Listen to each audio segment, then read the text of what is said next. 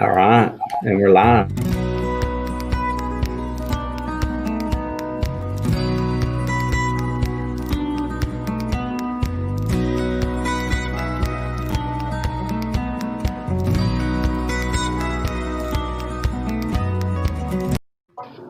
Hey, we're almost done. We'll be back here in about 30 seconds.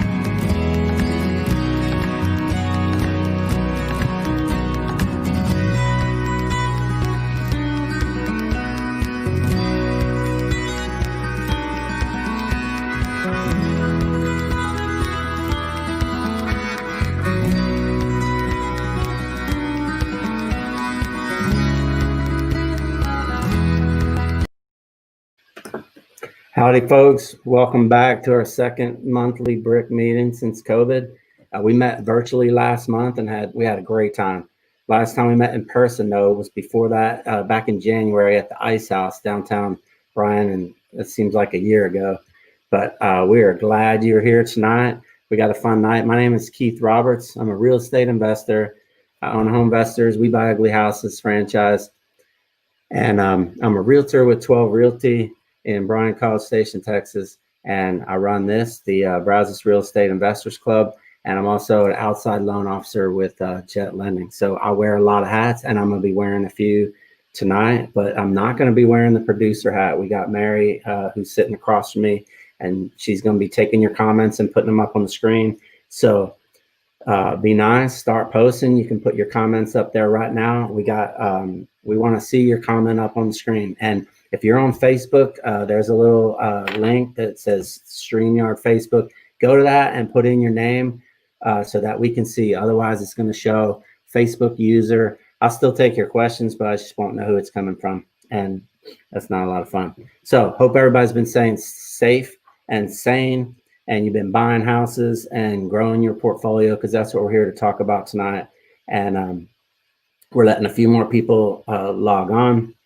We want to thank, while we're waiting for that, we want to thank University Title Company, who is our title sponsor, been sticking with us during COVID. Extraco Bank's been there. A lot of our sponsors still keeping the financial support going, because even though we're not renting big venues, we still got admin costs, and we sure appreciate it. And we appreciate your support for coming out tonight.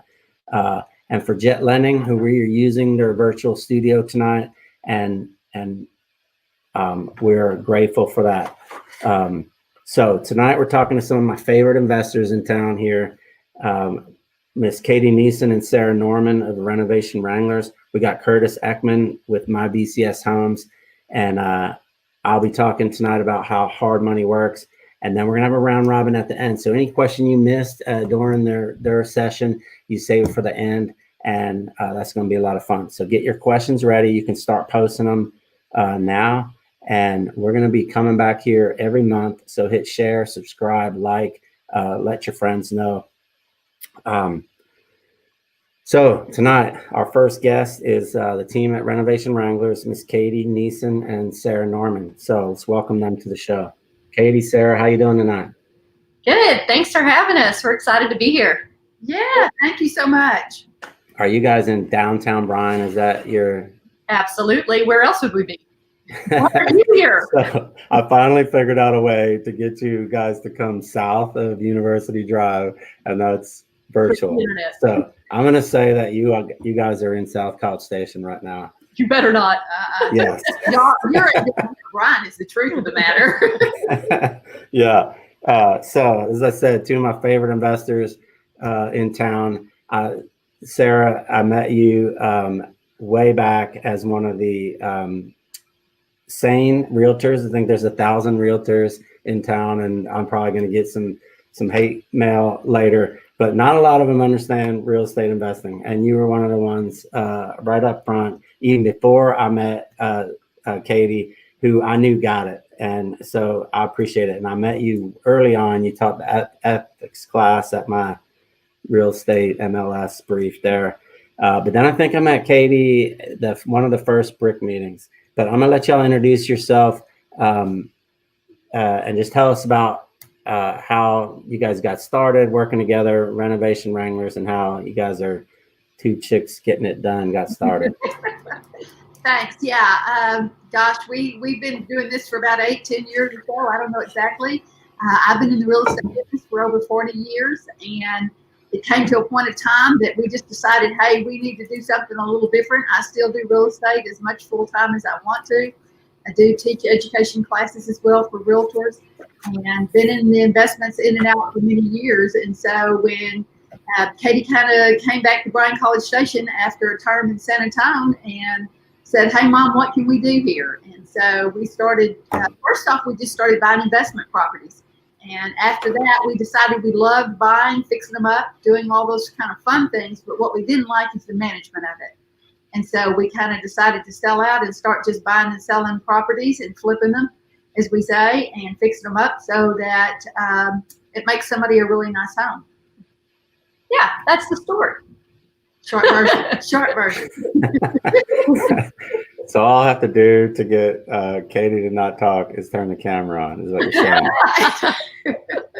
So Katie, this question's for you. What's it like working with your mom? You guys, every time I see you guys together, you got such great energy. Is it like that when the camera's not on and people aren't around? What's that like? There's always energy. Always. It's just sometimes portrayed differently. No, it's great working. It's great working with my mom. She's awesome. She's amazing. I have so much respect for what all she's done. And she knows how to manage me, which is a full-time job. She knows that my favorite ideas are the ones that I have. So she's able to take her ideas and make them sound like mine. So I'll go along with them. And we get along really good. We have fun. And I'm the kind of person who really needs I just need someone to bounce ideas off of, and she's the perfect person to do it. So I enjoy working with her. Blessed to be able to. So when I was in your office before, there was kind of a little buffer office. Is that just to get so you don't throw stuff? You got to throw really far? Or yeah, that's so that she'll feel like the CEO. So she has an office. I know. I'm just an underling. Just out. The fact of the matter is I'm pretty loud, and so she thought that would be a buffer, but I don't think it's really working well. So you guys do you guys are developers, you guys are landlords, you build apartment building, you build townhomes, you do single family rental, renovations, and what else do you do? Well, we own a kolache shop. You forgot that. Oh, yeah. You know, we do all those things. I mean, we flip houses because that produces income. Like that's our job from day to day. And it's the part that we love. We love to design. We love to make an old home seem new again. But at the end of the day, when you're not flipping houses, you ain't making no money. So we flip houses to create wealth so that we can put them into cash flowing assets. And with the onset of COVID, it makes us wish we would have maybe done it a little faster. Obviously, we're in a cycle. It's hard to see where the flipping cycle's going. Right now, material costs are not in our favor. So it's tough to make the numbers work. Buyers are there, but they're not quite as happy and aggressive as they used to be. And sellers are there, and they haven't really come off their price yet. So we're not sure what's going to give. And so we're just trying to like not put our head in the sand, but also not do stupid things just to be busy. So the kolache selling? We have kolache selling. The community has been amazing because that's also been hard with COVID. So anybody who's come to eat a kolache or lunch with us, thank you, God bless you, and please come again tomorrow. So Sarah, of all those things that you do, all those hats you wear, what's your favorite part of that job? What if Katie could do the rest and you could do one thing, what would it be? Buying, selling, and doing the flipping part of it. I enjoy being able to put the house together so it looks great, use my imagination to move things one way or another to make it look better for home buyers. And so I really, really enjoy the flipping part of it. New construction I'm okay with. It's not my favorite thing, to be honest, but you don't have as much character. You have to make that character when you do new construction, and it's okay. We do it, but finding those older homes, getting them fixed up, and bringing back the life of them is, to me, just the best of all. So when you say the flipping part, so the swinging the hammer, the blow, was that a blowtorch I saw in your video on the ceiling? Yeah. I grew up in the era, of course, of hard work is okay to do. It doesn't have to be all brain powered as well. Thank goodness I have brain power sitting beside me, because if it was left up to me physically, I don't mind doing some of this stuff. It's just what the capability of it that I have or not that I have to be careful at. Yeah, so we got a question from Adam. And where do you see the Bryan College Station economy in 5 years? So is that Katie as mayor? And I mean, I'll give you my opinion. I don't know if we even share the same opinion. I think in 5 years, we're probably okay. I think the next 2 to 3, maybe next year, is probably going to be tough. I mean, hopefully we'll just keep getting the government punch, and we'll just keep blowing this bubble up bigger, and everybody will be happy and drunk and jolly, and we'll keep moving down the road. But I mean, I feel like there are definitely some signs that things have been good for a really long time, and right now it's artificially good because the government's propping it up, pumping money into the system, printing money, handing out checks, paying people unemployment money more than they could make if they had a real job. And so, I mean, if you just think that that can't go on forever, like there has to be a consequence for all actions. The question is just when. In the past, our town has benefited from primarily being driven by the university, and that our peaks aren't really high, but our valleys aren't really low. But COVID kind of makes a different angle because it really impacts the university, the number of students that are here, the number of faculty and staff that are here. And that's a huge driver for our economy. So if that weakens, I think we'll definitely feel it in our town worse than towns who aren't highly dependent on the college. But I think we'll also move through it, and probably in 5 years, it won't look near as bad as it's going to in 12 to 18 months. I saw a bunch of people in the stands in Kyle Field, and that was reassuring. Right, that was 25%? I don't think It's not run by the math department. That's good. So Katie, same question to you. What's your favorite part? If mom was doing that, are you guys going to fight over that? I think. No. I love dreaming up the projects. I mean, to me, like changing the face of downtown and adding to it and making it like this amazing place that, I don't know, 50 years from now, like my grandkids will be like, oh my God, grandma and great grandma had a role in that and revitalized that building or built the DeCaro downtown. And it's still one of those places that was timeless and it's beautiful. And so if my mom can't find me, it's because I've gone and found some building that I love, and I'm probably sitting in front of it, sketching it, dreaming what tenants are going to be there, analyzing the numbers, trying to find a way to convince her it's okay to put more money into it. So yeah, that's definitely my dream, is dreaming up the big dream. What can we do to bring more people to live and work downtown?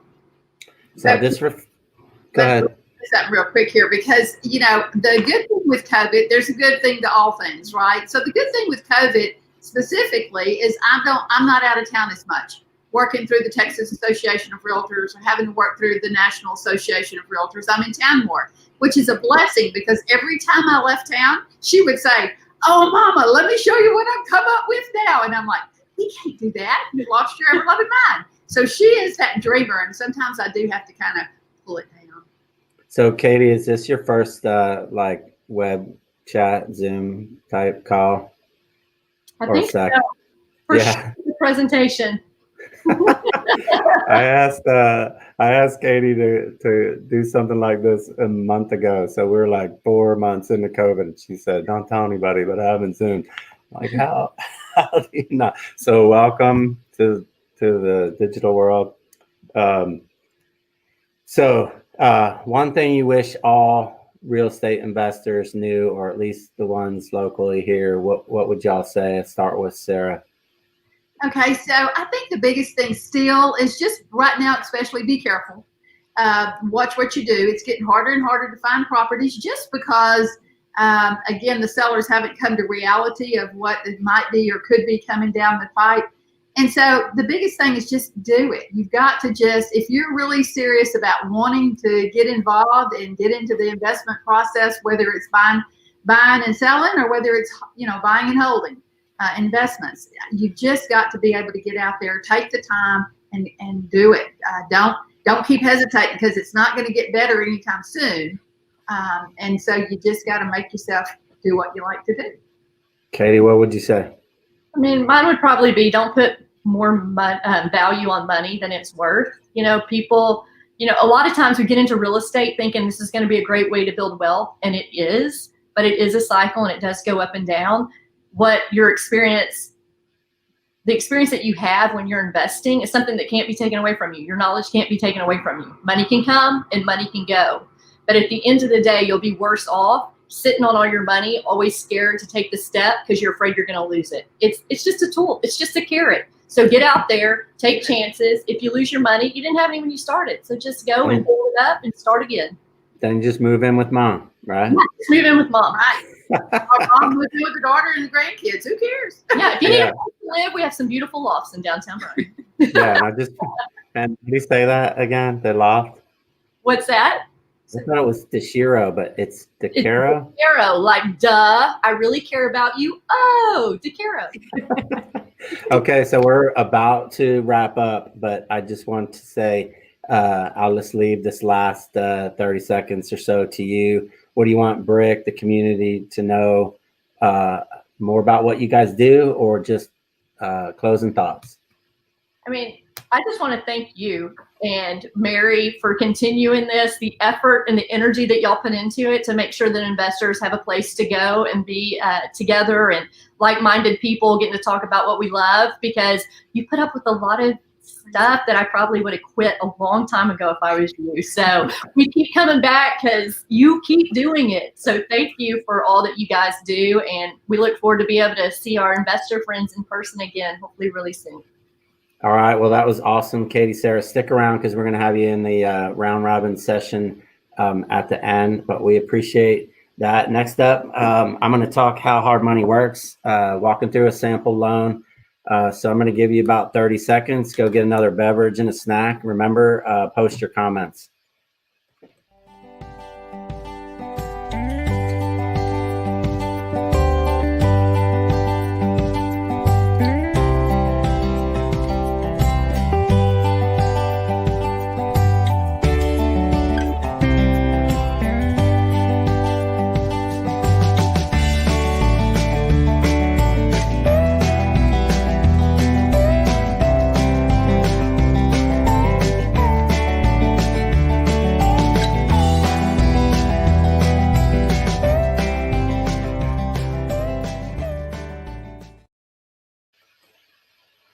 Okay, hey, and we're back. So that was awesome. So howdy, it's Keith Roberts again, and we're gonna walk through how hard money works. And so this is down and dirty. It's fast, but it's gonna open up some dialogue for some questions. So I'm gonna pull up a tool that I use. Give me 1 second here. So, okay, so this is a tool here. It's a tool that Jet Lending uses called a master loan estimate. And so when you'll see this, you go out and find a real estate investment deal and you get the details. You send me an email, say, Keith, hey, I got a deal. and I'll send you an email to just basic info. Don't have to jump through a lot of hoops, but I need some basic info, and I'll plug it in here. And the beauty of this is I'm going to take it and get an initial look at underwriting. And with Jet, that's Eddie Gant, Johnny Hayes. That's years and years of experience and thousands of properties. They're going to take an initial look at your house and take a look at what you think that the after repaired value is. And I'll tell you what, that's just amazing right there that you get from Jet. And then I'm going to send you back this just to see what your loan might look like. And if you think, hey, Keith, that's great, let's move forward, then you get to a little bit more hoops. You know, some lenders make you jump through a bunch of hoops up front, but we'll just use this. You see what the loan looks like, and then you go forward. So I'm going to plug in some numbers here. Keeping stuff simple. Let's say you found a house that's worth or that you're going to pay $100,000 for, and you think when you're done fixing it up, because you are an awesome fixer-upper, it's going to be worth $160,000, and you think to get it there, it's going to take $20,000 in repairs. So a different night or a different day, we can talk about how to get these numbers right here. The realtor who helps you do a comparative market analysis, that's going to tell you how much that house could sell for when it's done. Very, very important first step that a lot of new investors overlook. And then maybe a contractor. We got one coming up, Curtis. We'll talk to him next about how to estimate the repairs, and then how to negotiate that contract price. And you're going to get a little smarter on that here in a second, but that's for a different day about how to get all these numbers. But for tonight, we're going to use those numbers. And I cheated and looked up the taxes on what that type of house would be, at least here. When you send me your deal, I'm really going to look up your taxes, and that'll be an accurate number. If you already know insurance, I'm going to put it in there. But for now, I'm going to leave that out. So right now, this is a 70% of your after repaired value. We loan on 70% of the loan to value. If you walk into a regular bank, they're going to loan on loan to cost. So you're going to be buying it on your $100,000 purchase, not on what the house could be worth. So already that's a benefit on hard money. Might be more expensive, but in the long run, you'll see that you get to use more of your money and bring less of it to closing. So you get to use more of your money in the deal. So this is 70% of the value after repaired value, but we're going to hold back the repairs. So I'm going to put them in there. 100% of the repairs we're going to hold back. So the total loan is $112,000. At closing, we're going to fund 70% of that, and we're going to hold back your repairs. And then as you add value to the property, then you make draws from that $20,000. So I'm just going to keep scrolling down. Right now, for the purposes of this, I'm using the 3 points origination. That's 3% of the loan, and that's going to be at 11.9% interest. Your loan might look a little bit different. It's that we use the risk of the buyer and the risk of the property. So for tonight, we're going to use those numbers. Scrolling down further, these are some that's the 3 points right there. Some document fees. We're going to estimate for this preliminary estimate 1.5 points or 1.5% of the loan for title fees. That doesn't go to us, it goes to the title company. And once you actually open escrow, we get closer to closing, that's going to be a more accurate number. This is just the estimation. Some processing fees rolling down. The total of these costs right here is a little more than $6,000. What you have to bring to closing as the investor, and the way this deal is set up right now, is $14,000. So you might ask, Keith, the closing costs are only $6,000. Why am I bringing $14,000? And I'll get to that. Remind me that in a second. Your total, you're going to make interest-only payments while you have this money out, but we're going to collect your monthly tax payments, and we're going to hold them in an escrow account for when you go to sell the house. We're going to take that and credit it to the new buyer, which is what you need to do, or we're going to make that tax payment for you if you still own it at the end of the year. So every month, you're going to give us this amount right here until you sell it. And we're going to ask to see about $30,000 for this deal.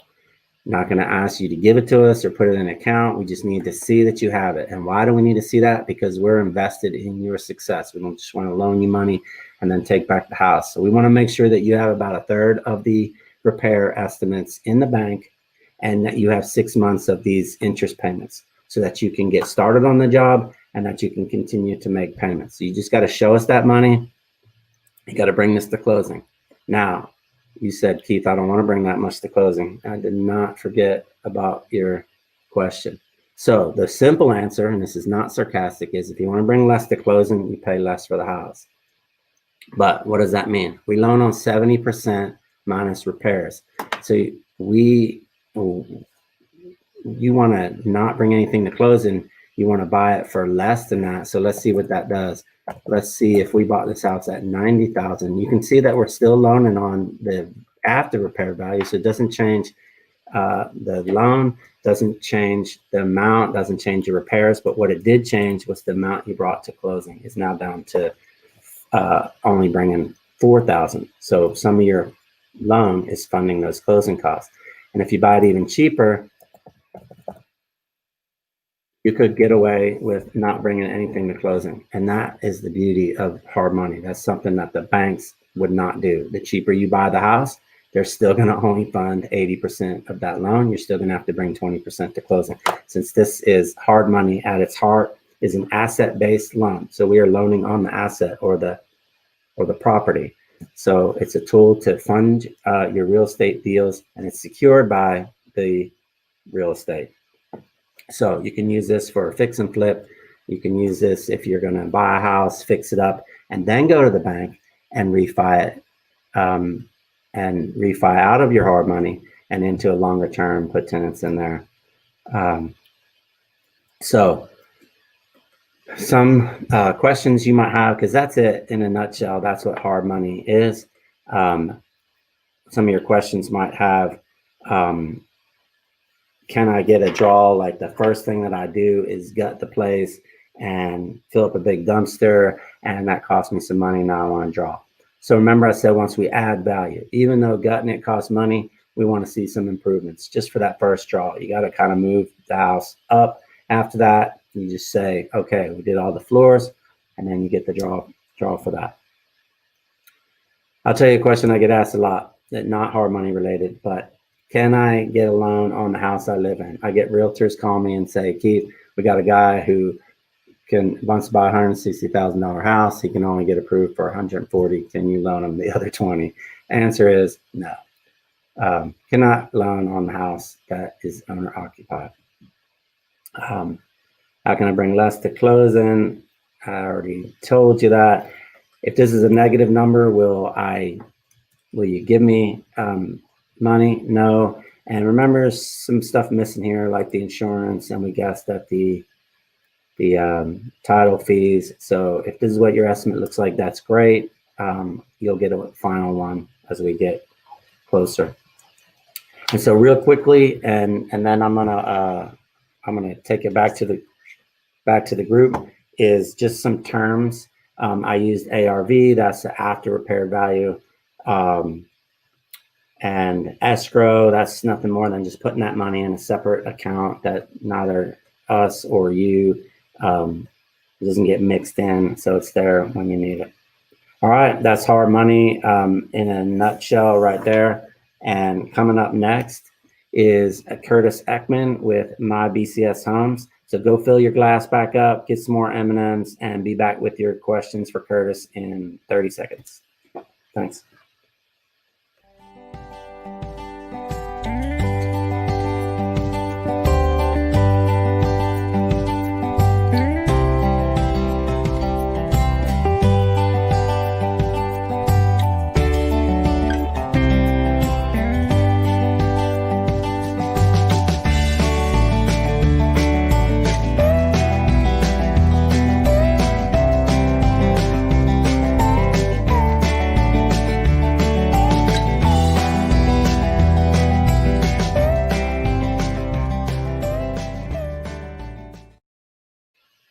Hey, and we're back.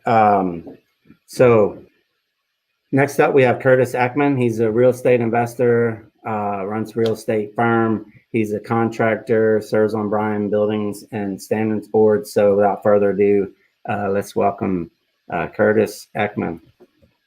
Thank you for having me. Curtis, good evening. Thanks for coming. So you're in your professional studio there behind you? Yeah. Home Realty has a great technology center here. So we've got green screens and everything like that here. So it's pretty nice.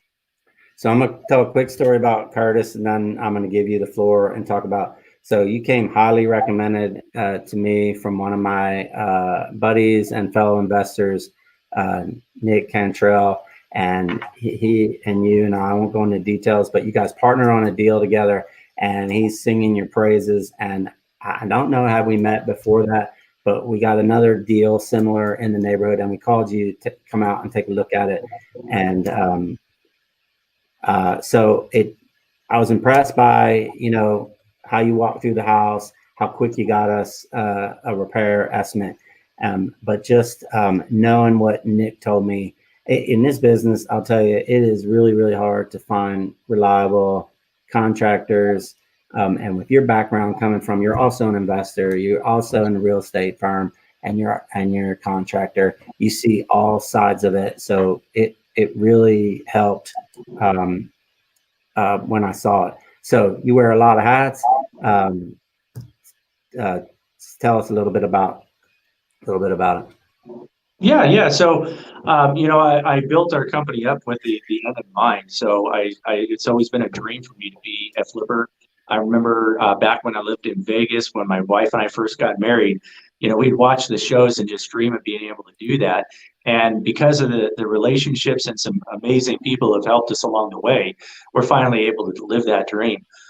Just this year alone, we've already done 7 flips. We've got another about dozen or so in the pipeline with people. And that house that you talked on, we just closed that less than 2 weeks ago. It's going to go live by the end of this week, and we came in under budget. And so that's new floors, new showers, HVAC was inspected, all new fixtures, everything in less than 2 weeks on that project. That's amazing. I was on your Facebook page earlier today, and I saw that house, and I thought, wow, you took the fireplace out. I wanted the camera to go in what bathroom? One of the bathrooms was bad. That wasn't the master, right? That was in the back of the house. Yeah, so the master, they started trying to do a little bit of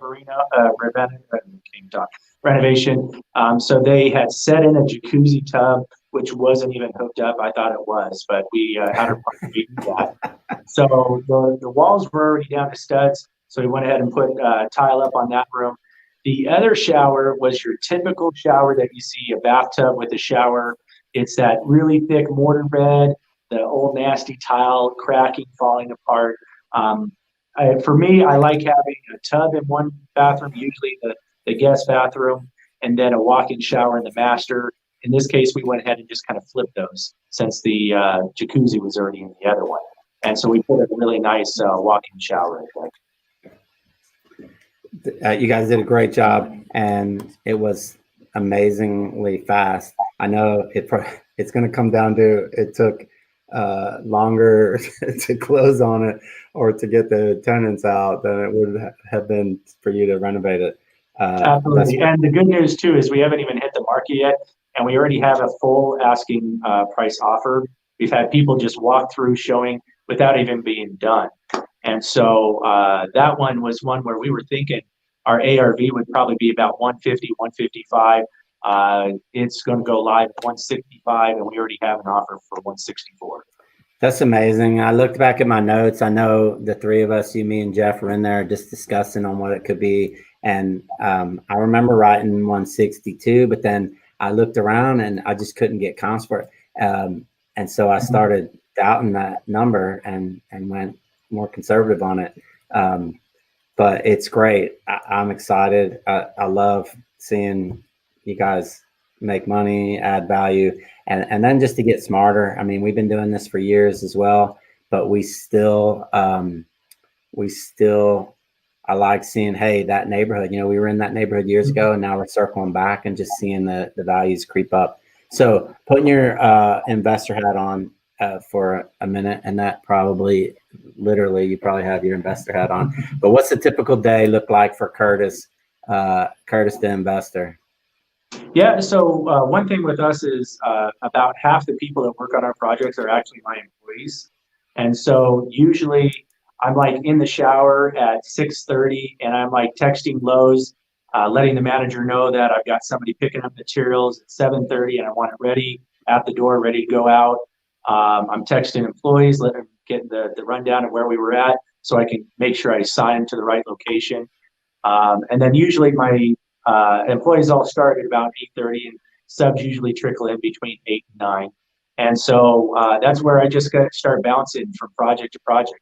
So I'll start off on one that I have the most amount of work going on, get everybody lined out, and then I go to the next one, get everybody lined out over there, and I just kind of circle around. So I act as the runner. So whenever I see something that they're needing, I'm already that step ahead, ready for them to have everything that they need right there. So I know that you got a lead from us, got one from Nick, but where do you get your fixer-upper leads typically? They come to me, honestly. I have not spent a single penny on buying leads or anything like that. Facebook was the very first one, was a person my wife knew on Facebook.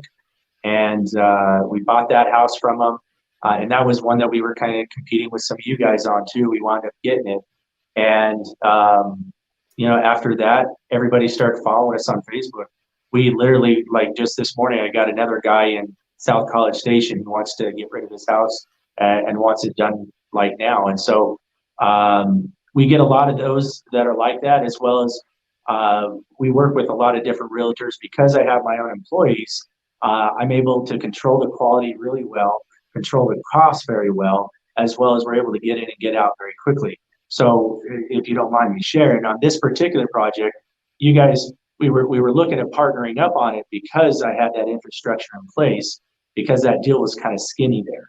And that's how a lot of these deals are coming to me is, you know, we're not sure if we're going to be able to find the value there, but because I'm able to reduce those costs in those other areas, it winds up making it a lot more profitable. Yeah, that's awesome.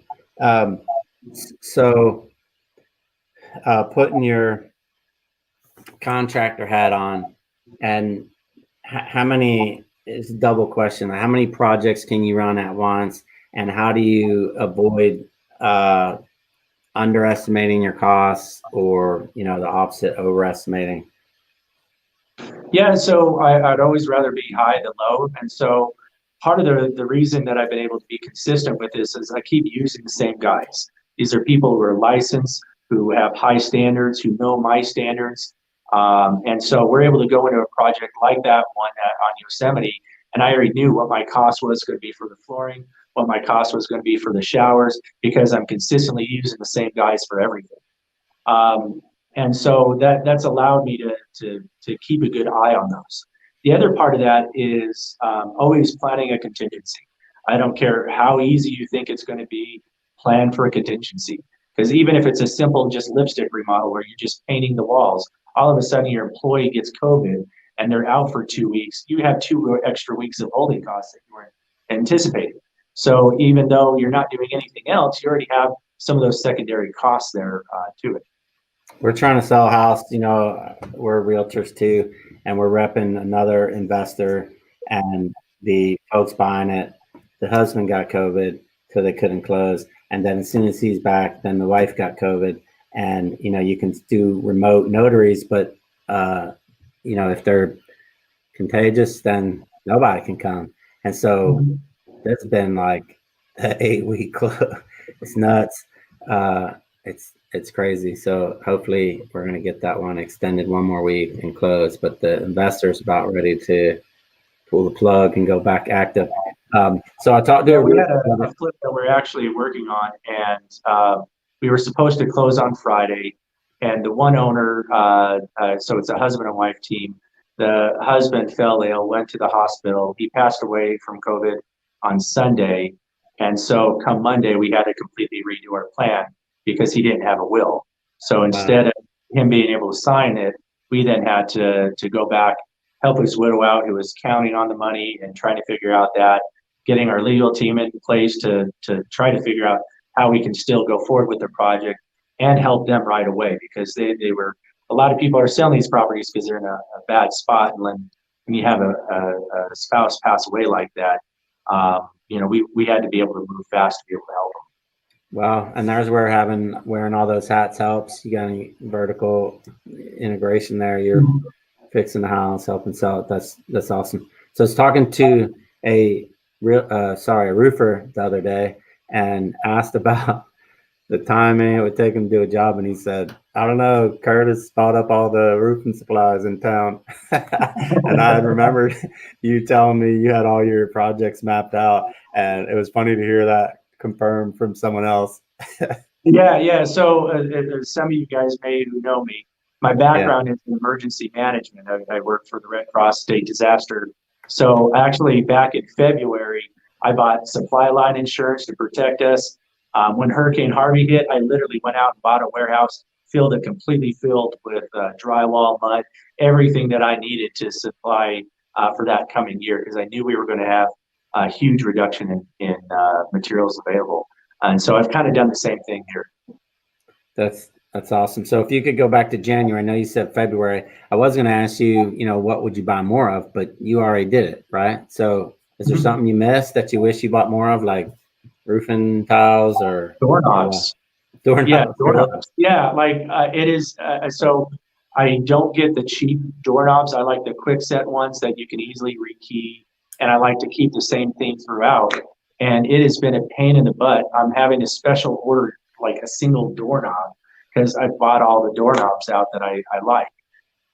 That's definitely one.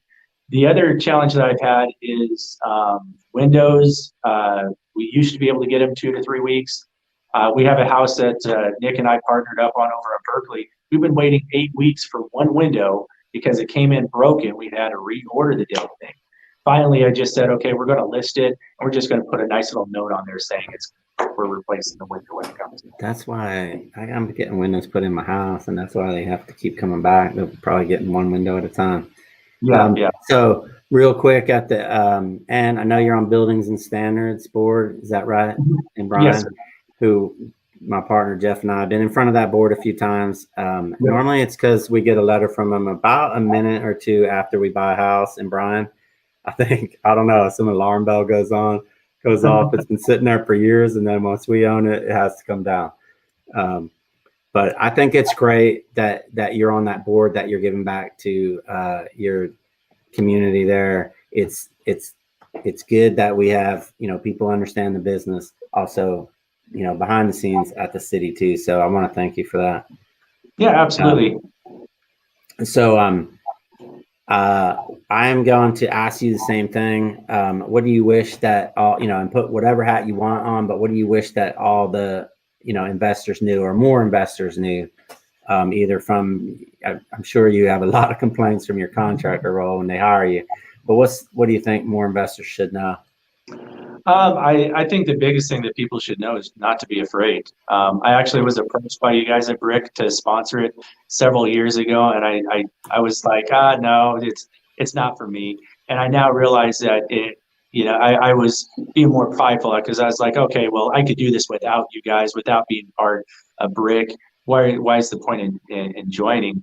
And now fast forward 3 years, and I could have seen that by just being a little bit more humble over the last couple of years, I probably could have jumpstarted my business a lot more by simply just asking for help. And that's what Home Realty has really done for us. Is Tyler Albertson, our main broker, he said, Curtis, you're perfect for doing flips. Why aren't you doing them? And I'm like, I have no idea how to find money for that. And he's like, okay, we'll find a deal. You got the money. So I think in retrospect, my biggest thing is basically just to, take that chill pill, be a little bit more humble, and start asking people questions, asking for help. Yeah, that's great advice. I mean, that's why we love it. I mean, we've been doing it for years, and we still learn something. I was taking notes while you're talking right now. So that's pretty awesome. We appreciate you coming out tonight, Curtis. I'm looking forward to doing more deals with you going forward. But don't go anywhere, because we're gonna bring you back to a round robin session. So next up is the round robin. We're gonna bring Katie and Sarah back, me and Curtis, and we're gonna take those questions that you didn't get to ask during it, or we're just gonna chat it up till Mary shuts us off. So go get your drink refilled up. If this were a drinking game, you need to drink every time we say house. We'll be back in 30 seconds with the whole panel. Thanks. All right.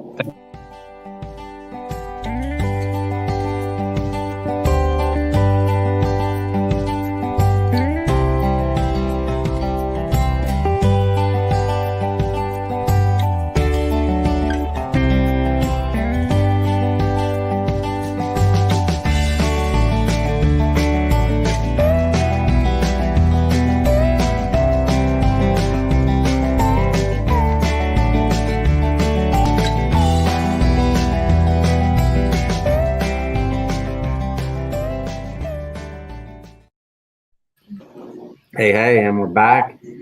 Got Katie and Sarah loaded. We got Curtis back. Katie, backstage, you were in our green room. Did you eat all the M&Ms? Yes, thank you. They were good. Hey, so Katie, what you think of what Curtis talked about? I know you are, I would say, very hands-on with your contracting. Did you know Curtis before tonight? Have you met? It looks familiar, but I'm not. We haven't spoken, had a conversation before. It sounds like we should, because I love a person with systems. I need someone to get my life in. It sounds like just the person to create systems around our chaos. Yeah. So what he said about the way he runs the contracting. I know you're very hands-on with your contracting. So same question. For you, what do you wish your contractors knew, or questions for the contractor? I don't want to tick off any contractors out there, but if you got workers who do what they're supposed to do what they're supposed to in budgets, we'd love to talk with you. It's a challenge. It really is. We try and use the same contractors over and over again, and we've had a couple that we've been able to do that. There is something around the third or fourth job that, like, I don't know, the whole world blows up, or maybe we change and we just don't know it. But something changes after about the third or fourth project, and it's like starting all over again. Yeah, I tell people all the time, they ask for, reliable trades, and I say, it's great for, about a year. And I don't know if it's a cycle. Maybe Curtis, you can answer this. It's hungry and then maybe not so hungry, so not returning calls or getting too busy. And then the guy who has the knowledge is now doing all his time looking at the new jobs, and the people on the site aren't. I don't know. I got the same question. For me, it comes down to, the people that work for me, I think of more as family. And so my subcontractors, I help them with their business. We actually have a meeting every couple of weeks where we talk about their business, how to better their business. Just as a gift, there's a very expensive tool set called Level 5 Tools. I gave that as a gift to my drywall teams who does my painting and everything. It's a $3,000 set because he works primarily about 90% of the jobs with me. And I knew if he could do it faster and better and have the right tools, it would wind up working out for me in the end. With him, he saw a tool that he knew he couldn't afford on his own. And it just makes him more grateful as I'm keeping that pipeline completely stocked full of them. And I try taking care of them as best as we can as well. And so it's not just me who reaps the reward, but our whole team does. Yeah, and let me, if you're just joining us, I'm Keith Roberts with Jet Lending and Home Investors. This is Curtis Ekman in your top right. It's my BCS Homes. He's contractor, runs real estate firm. And down in the bottom, we have Katie Neeson and Sarah Norman with Renovation Wrangler. They're investors and developers. So Curtis, what I heard is that the contractor, if you take care of your employees, then they'll do a good job. Basically, we take them out to lunch. We go bowling usually every other week. I take them out on Fridays. We do a little bit of a training with them. The employees is a little bit easier to keep happy because they are my actual employees. And so we do profit sharing and things like that and have benefits for them. But for our subcontractors, it's having guys that, it's really difficult to find them, but once you do, you got to keep them, and you get the right guys and they do amazing work. Now, to kind of speak to what they're saying, I do all the time, will frequently tell them, even if it's a house that I own, that the owner of the property is asking me to get multiple bids just to make sure that they're kept in line. And so then I do go out, I get a couple bids, and almost inevitably, they're still the cheapest when they come and give us bids. So on the screen right now, thanks, Curtis. We got a question from Adam about what information is important to have on hand to get the approval as quick as possible once the location is found. That's a carryover question from our previous segment on how hard money works. So Adam, that's a great question. And there's a quick list that I send, but but here's the thing that gets the approval done after that. What we find is having a real good repair estimate, and that's what somebody like Curtis can do for you, and getting that turned in, making sure the contract that you have with your seller or with your wholesaler is it's already under contract. And so that's what we need to move forward: a good repair estimate, a good contract, and then you just fill out the paperwork. But those are the things that will get you moving quickly. Sometimes people call us and they don't have all that stuff, and it's okay to call us with hypothetical, but if you're ready to move forward, having that stuff lined up. So Katie, Sarah, you guys have a lot of experience with borrowing money. Maybe you can speak to that as well, your experience.